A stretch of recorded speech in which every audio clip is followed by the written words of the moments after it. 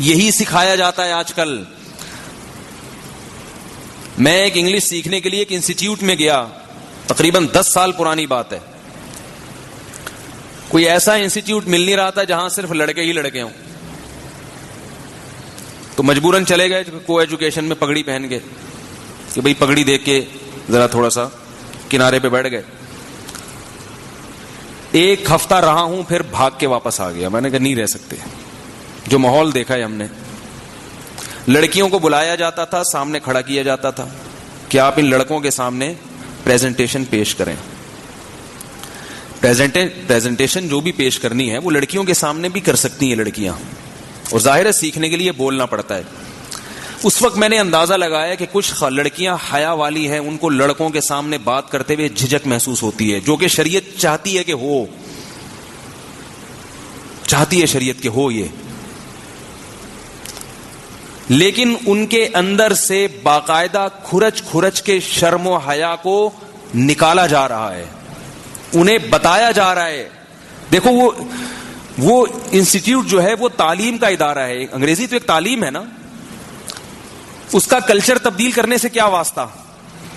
لیکن ایسا لگتا ہے کہ تعلیمی ادارے تعلیم کے لیے کم بنے ہیں اور ہمارا ماحول تبدیل کرنے کے لیے زیادہ بنے ہیں. تبھی میں دیندار لوگوں سے کہتا ہوں کہ اللہ کے بندو, تم لوگ کیوں نہیں تعلیم کو دنیا میں عام کرنے کے لیے کا بیڑا اٹھاتے؟ تم لوگ کیوں نہیں کرتے یہ کام؟ جب ایتھسٹ لوگ اور لبرل لوگ, مذہب سے بیزار لوگ تعلیم کے نام پہ بے دینی پھیلا سکتے ہیں, تو آپ تعلیم کے ذریعے اسلام نہیں پھیلا سکتے کیا؟ تعلیم تو اصل میں کس کا حکم ہے, آرڈر ہے. تعلیم حاصل کرنا چاہے وہ دین کی ہو یا دنیا کی ہو, یہ تو سب سے پہلے اسلام نے سکھایا ہے. یہ گوروں کا تھوڑی تھا, یہ تو ہمارا سرمایہ ہے. قرآن کی جو سب سے پہلی آیت ہے وہ کون سی آیت ہے بتاؤ بھائی, تو سب کو پتا ہے کیا ہے اس میں. اقرا, پڑھو. اور جو مکہ میں جو صورتیں نازل ہوئی ہیں ان میں اللہ نے سورہ نون والقلم وما یسطرون نازل کی. والقلم, اللہ نے کس کی قسم اٹھائی ہے؟ قلم کی. تو قلم کی قسم کیوں اٹھائی؟ کیا اسے ناڑا ڈالا جاتا ہے قلم سے؟ ہے بھائی, اس لیے قسم اٹھائی ہے کہ آج کل تو لوگ میں نے دیکھا ناڑا ڈالتے ہیں, زاربن ڈالتے ہیں قلم سے. ہمارے حضرت بہت خلاف تھے قلم کے ذریعے زاربن یا ناڑا ڈالنے کے. ہمارے حضرت دیکھ لیتے نا کوئی قلم سے ناڑا ڈال رہا ہے, بس وہ دائرہ اسلام سے خارج. کہتے قلم جس کی اللہ نے قسم اٹھائی ہے قرآن میں, کیوں اٹھائی ہے؟ اس لیے کہ اس کے ذریعے لکھا جاتا ہے, تحریریں لکھی جاتی ہیں. علم کی دنیا میں اشاعت, چاہے وہ دین کا علم ہو یا دنیا کا, علم کی اشاعت کا سب سے بڑا ذریعہ کیا چیز بنی ہے؟ قلم. اگر قلم نہ ہوتا تو آج جتنے بڑے بڑے سائنسدان دنیا میں صدیوں پہلے گزر چکے ہیں یا علماء گزر چکے ہیں, ان کے علوم آج محفوظ نہ ہوتے. ڈیجیٹل فارم میں کسی شے کو محفوظ کرنا یہ تو ابھی چند سال پہلے کی دریافت ہے. صدیوں کا علم جس سے انسان آج یہاں تک پہنچا ہے, وہ علم تو قلم کے ذریعے انسان کو حاصل ہوا ہے.